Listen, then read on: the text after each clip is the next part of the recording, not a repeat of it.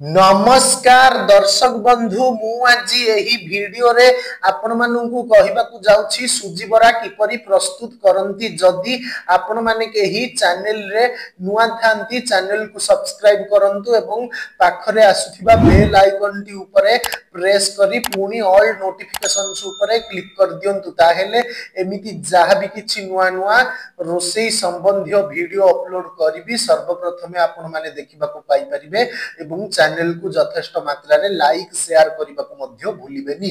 ताहेले चलंतु देखिनबा सुजी बरा किपरि प्रस्तुत करंती एवं एथिपाई कोन कोन सामग्री प्रथमे नेबाकू हुए।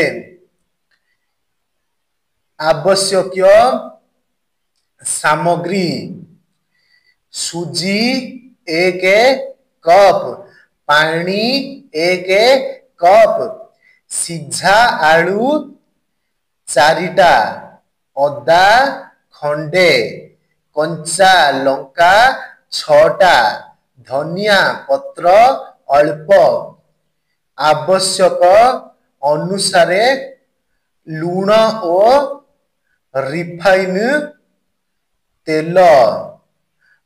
प्रस्तुति प्रणाली सुजी और पानी मिसाई 1 घंटा रखंतु और आलू को सिझाई चोपा छड़ाई सुजी सह चकटंतु।